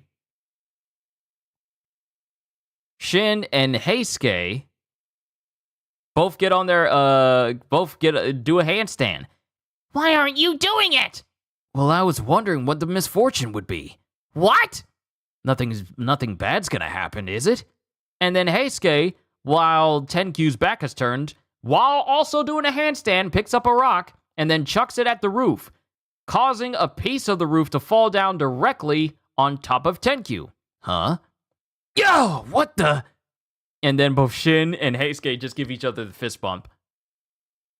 And then another, oh, no. The way they angled these panels just kind of messed me up. Because it shows it happening left to right and then go down left. It goes right to left, then go down right to left. But here it shows Heisuke throwing a rock at the roof. The roof piece falls down, and while Tenkyu's looking at it, Shin tells him, "Stop! which causes Tenkyu to not move, and then the piece falls on his head. Yo, what the? A misfortune. Shin, you're the real deal. Right? You remember what I just told you. Of course. Stop killing people. Then me and my pal can be buddies again. Right. Good. Now, if I can keep him believing that. But you know what's wild? It's already kind of coming true. Huh? Well, the reason me and my buddy got into a fight was about whether or not to kill.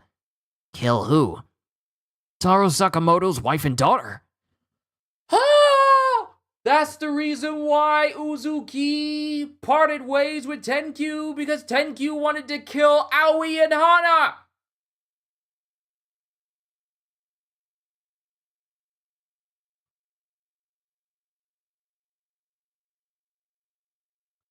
And Shin just goes, what? Well, I figured they'd be great bait for Sakamoto, but my pal totally lost it. I don't get it. And then Shin just runs up and punches Tenkyu in the face for his heresy, sending him flying into the distance. Shin, stop! Let me go, Heisuke!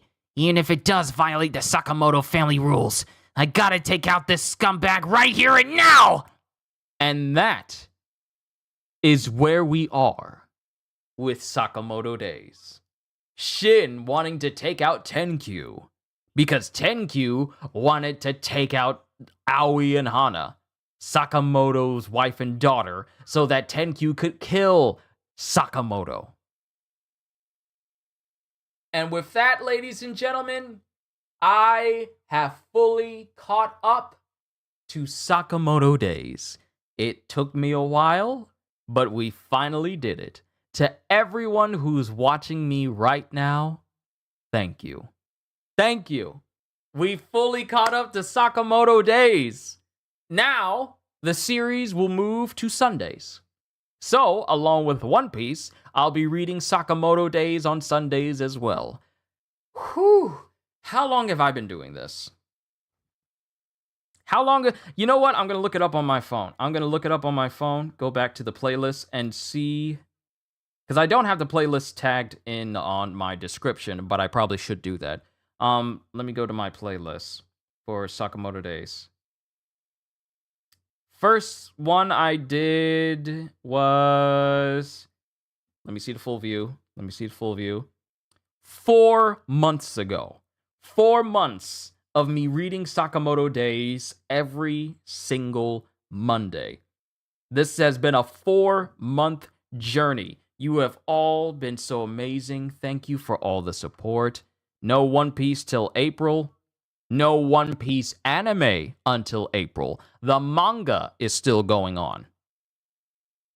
Woo, congrats, bro. You honestly caught up at a good time. I honestly think this arc is interesting. Look, I'm glad I caught up as well. And perfect timing, too. Because here's the thing. I had perfect timing when I was reading my Demon Slayer read-through originally, where my final day of reading Demon Slayer was the exact day the final volume released out in the world, in America, when that volume was first released, which means that I was able to go and get that volume and read the final volume of Demon Slayer on the day that it launched. So this was another perfectly timed reading because this has allowed me to essentially read every single set of chapters as if they were just like in volumes. Perfectly 9 chapters per session every time. And this was 9 chapters once again.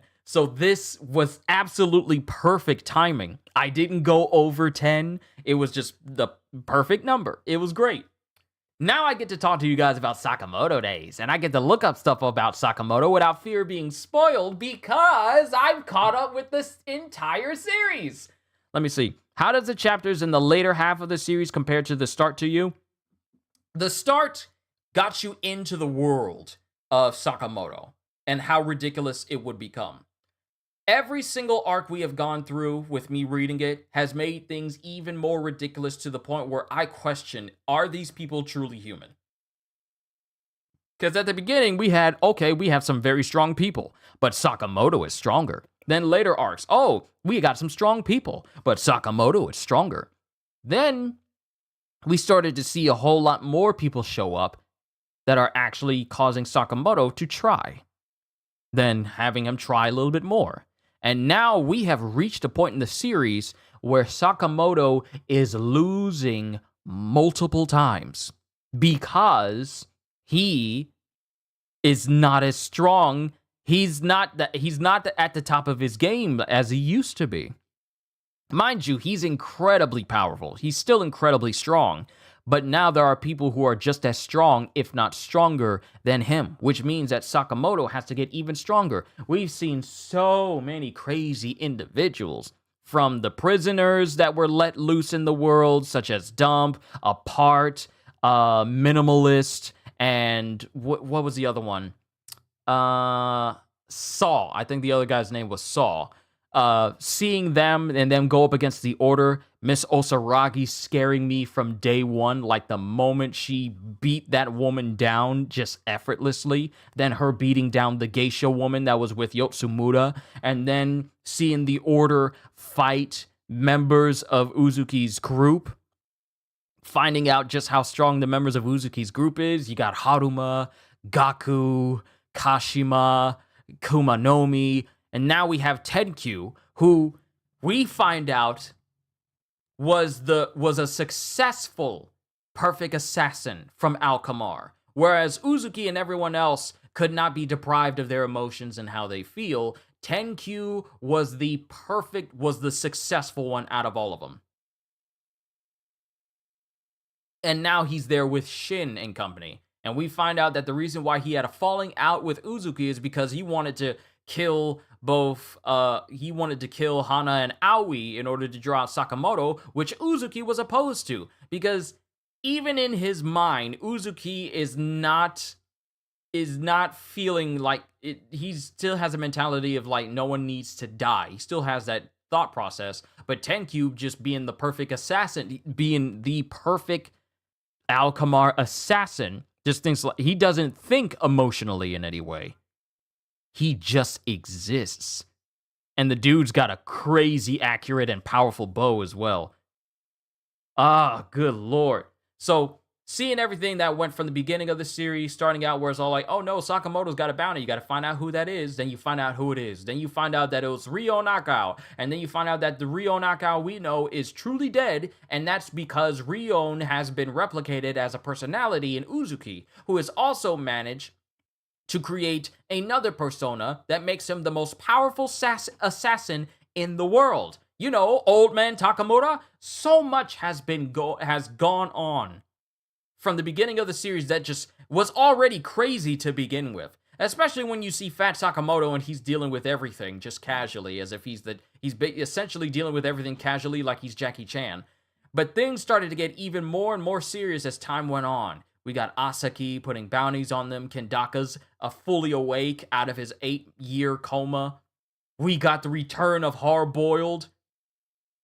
So many, and seeing Higuchi again, finding out the JAA has a fortune teller, and she's capable of bringing down someone as powerful as Higuchi without even lifting a finger, and just letting misfortune befall him all over. And now we're here with Shin really wanting to take out Tenkyu, despite the Sakamoto family rules about no killing, simply because Tenkyu poses a threat to them all. Not just Shin, Sakamoto, and company, but also to his wife and child. And Shin is all like, I need to kill him. This will have to be an exception, but I gotta kill him. And that's where we are. And I can say with full confidence that I am so happy to be fully caught up. Fully caught up. Sakamoto beat the game. Now he's got to grind to play the DLC. Okay, time to ask random questions. Who's your favorite character? Nagumo. Because I feel like I would be that sarcastic person who's also ridiculously strong, but also incredibly sarcastic and just casual with how I operate. Because I tend to be chill the vast majority of the time. So I would have to say it's not Sakamoto, it's not Shin, it's Nagumo. I like Nagumo. I like him because his personality kind of resonates with mine. Kanaguri for me. Oh, this is the way this film was meant to be filmed. Akira Akao, you shall be my star of my next movie, The Death of Taro Sakamoto. I like Kanaguri as well. But, Kanaguri's underrated, but Nagumo for me too. Yeah, I like Nagumo. I really do like Nagumo. All right, so now I get to look at some stuff. I get to look up just how strong these people are.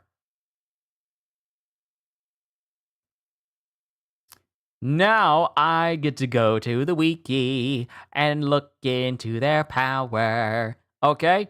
I'm going to bring up Sakamoto and just his overall strength because the wikis, especially wikis like this, they tend to not update with anything brand new. They literally just update it with chapter 188, so yeah.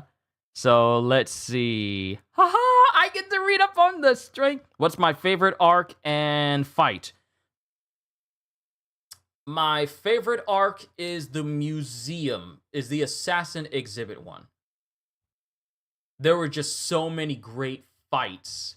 And actually, yeah, my favorite arc would have to absolutely be the assassin exhibit arc and the fight between Takamura and basically everyone.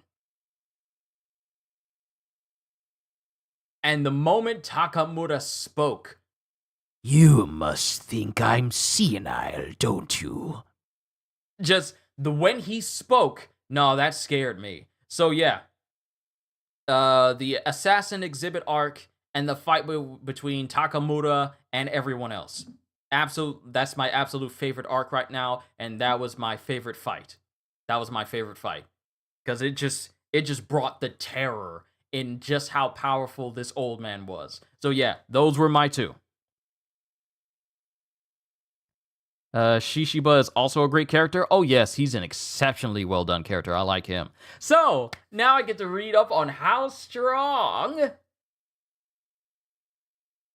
Sakamoto is. Overall skill level. Even among the Order, Sakamoto is known to be the strongest hitman of all time. Baba Yaga. Holding both immense skill in combat and also excelling in all aspects of killing. No one can seemingly match his skill in the current storyline. Unless it's Torres. To date, he has only ever been outclassed in sharpshooting by Heisuke, an assassin who excels in that aspect.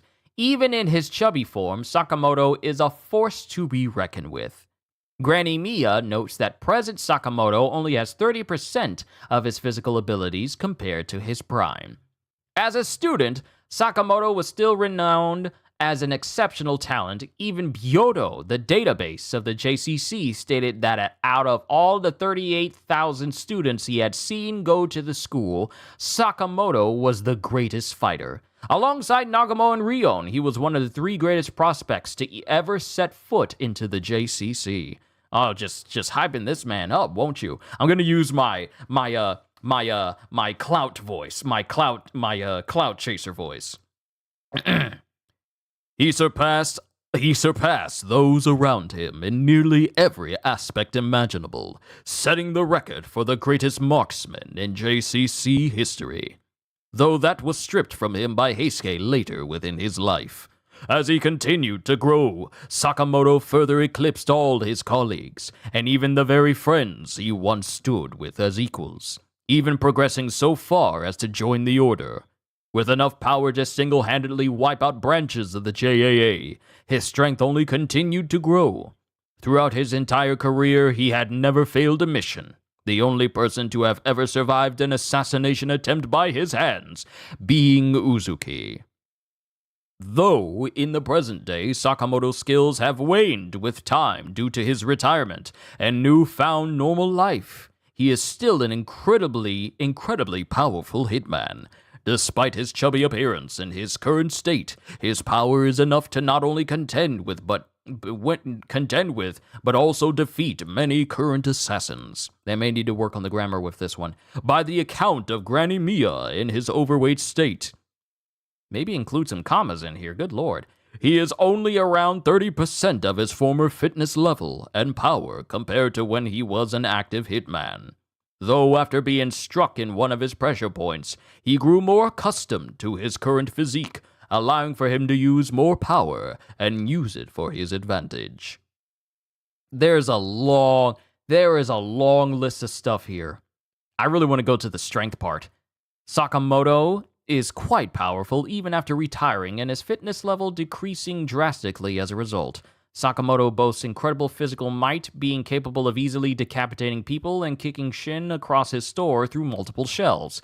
Sakamoto stabilized the collapsing upper section of the Tokyo Tower by pulling it with a steel cable, stopping a speeding bus with a street sign, holding a person aloft with one hand, and destroyed Son Hee's chakram with just a frying pan. During the lab arc, Sakamoto severed multiple ropes restraining him using a coupon sheet and destroyed a mechanized dinosaur skeleton in hand-to-hand combat. Sakamoto is strong enough to throw his wife over the pillars of a suspension bridge. Even in his current state, Sakamoto's strength allowed him to fight and defeat Kanaguri, a powerful former Order member. What about the speed? Oh yeah, there's just a lot of things, but I feel that this page probably needs to be updated because there's been a lot of things going on since all of these feats have transpired. They need to acknowledge the fact that Sakamoto has been defeated multiple times. This is something that they really do need to defeat. They need to add on because he's been losing. He's already lost 5 fights with Torres. Not gonna lie, power scaling in Sakamoto Days is impossible unless the author himself would do the ranking. Here's something I want to look up. I want to look up Osaragi. This woman scares me completely. Overall skill, one of the strongest assassins in Japan. According to Shishiba, she was just an ordinary young woman who grew up on a farm without a connection to the assassin world, indicating that Osaragi is a prodigy when it comes to assassination. She was able to overpower and kill Dump, an A-ranked serial killer who has murdered over 180 people. The geisha, a skilled assassin who was able to evade one of Satoru Yotsumura's attacks, was helplessly outmatched and killed by Osaragi. Even someone as powerful as Carolina Reaper, a deadly combatant within X's organization, was easily dismembered and killed by Osaragi after she caught him off guard. Strength. Despite her slender frame, Osaragi has incredible physical strength, being able to easily overpower Dump and smash her head into a stone statue, shattering it as a result. She was able to decapitate a large Buddha statue and kick the head with enough force to blow away Dump from the top of the shrine down near to the entrance. When using her chainsaw, she was able to cut down the torii gates along with Dump in one swift strike. When attacking Yotsumura the second time, her strike was powerful enough to send him through 5 rows of housings. And later, she casually grabbed the umbrella that the geisha was using, with the geisha being unable to even budge it. Osaragi promptly cut the previously impervious umbrella in half along with the room and injured the geisha. Yep, she scares me. Primary weapon is a seemingly ordinary suitcase, which, upon entering combat, can open to reveal a massive buzzsaw with trailing, severed cables that she can wield with incredible ease. This woman scares me. Osaragi can be considered Sakamoto's successor in the order. Yeah, this woman scares me. Alright, I'll look up on this stuff later. But yeah, this is the world of Sakamoto Days, and I am so glad that I fully caught up. Oh, this is amazing. This is really amazing. Everyone, thank you. Thank you for tuning in today. I really do mean that. Thank you for tuning in to me catching up completely with Sakamoto Days. As I said before, this series will now move to Sundays when the chapters are released, so I can be caught up with this series as it continues on. Because, boy, I feel like even after catching up to 188 chapters, I haven't even scratched the surface of how good this series is going to get in the future. So now, I can't wait. Now, I'm fully caught up. Now I have no idea where the story is going to go. So I'm looking forward to it. But I'm done, ladies and gentlemen. exactly when we hit 2 hours on this session, I want to say thank you for stopping by. It means the world to me. This channel would be nothing without your support, and I greatly appreciate it. So to all of you, from Madala to Zakaruga to Calzone to Kitty to Hybrid and everyone else who showed up here today, all I can say to you is, hope you all enjoyed. Can't wait to see you all in my next video. Like, comment, and subscribe if you haven't already, because I am always looking forward to entertaining you. So have a fantastic day, and once again, as always,